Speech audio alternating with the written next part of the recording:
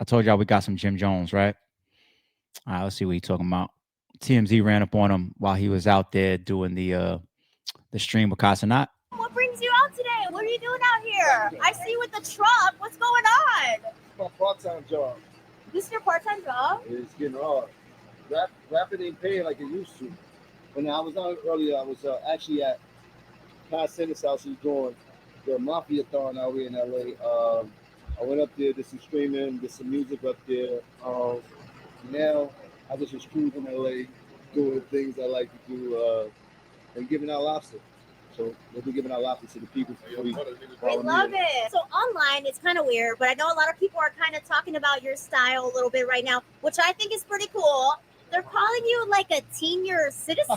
Like, what is up with that? The OGYN.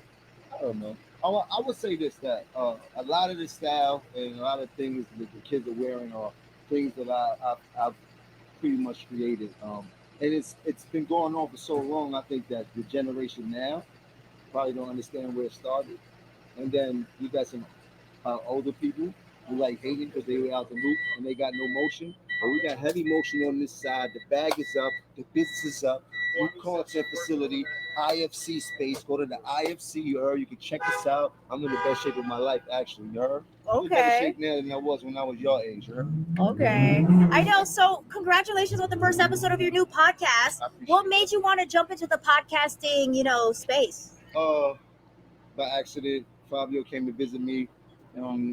Just bought a new content creation facility. And I tried it out. I told my cameraman, this is what we got it for, set it up. Ended up going pretty good. We going on the 5th show. Fat Joe will be the next show. Last show was Wallow. We also started a new podcast called Let's Rap About It.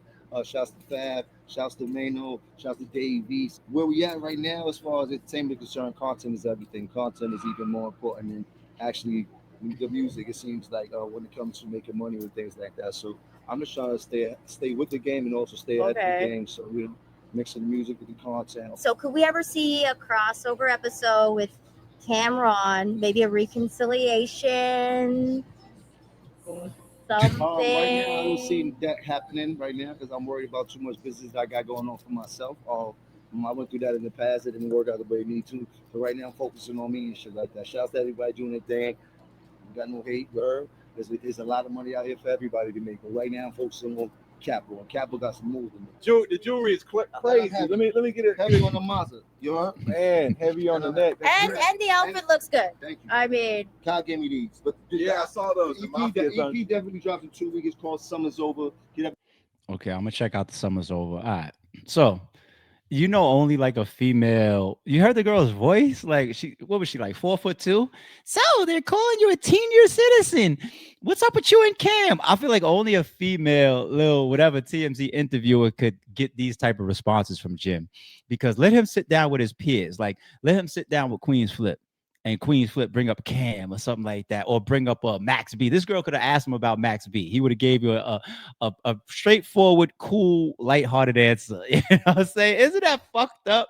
How you gonna change the way you act based on who's interviewing you? Well, now the thing about me and Cam, I'm just, focused on me right now. All this being politically correct and smiling and not being mean and all that type of shit. This is how important y'all women are for being interviewers and shit. But anyway. The senior citizen thing. Jim Jones needs to just fully 100%.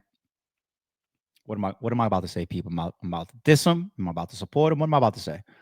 I'm about to say he needs to stop this shit as a fucking. What am I about to say? He needs to embrace it. He needs to embrace it 1,000%. It needs to be something that people turn their eyes to him for. Embrace it. It's already there. They already called him like the oldest YN outside. The senior citizen is crazy. You know what I'm saying? Jim, I don't want him to change. I want him to be who he is.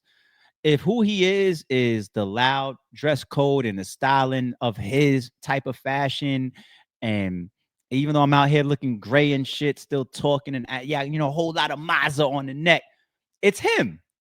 But that he knows, he's smart enough to know content and have people talking about him.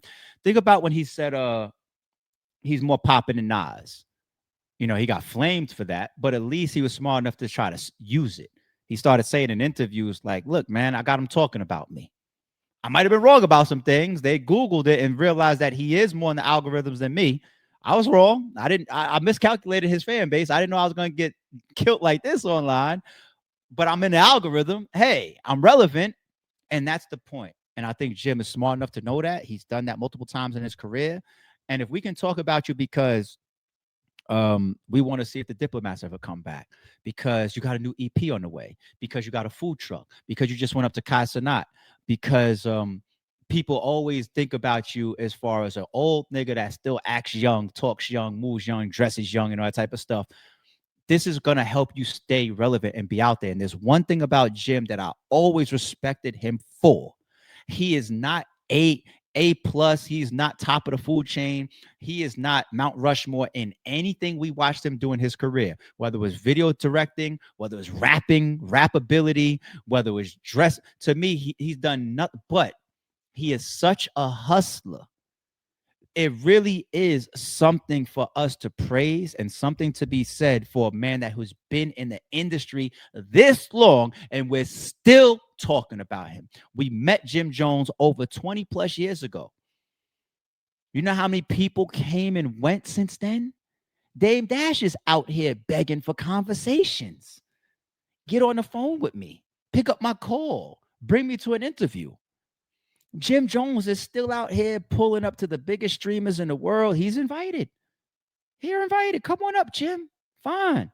Got a food truck. Like he said, Rap Money had to say, I got a food truck for y'all. You know, like, respect it. We joke about Jim Jones a lot, but bigger picture is how many people, it's not even just in the music industry.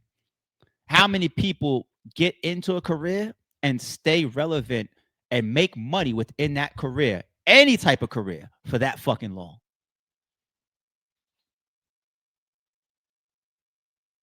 You know what? We met him before Certified Gangster, but let me see what year it came out.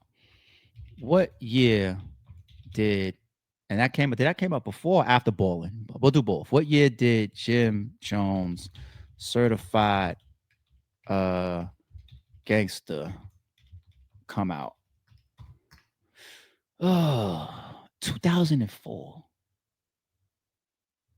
21 years. How about let's see, Ballin'.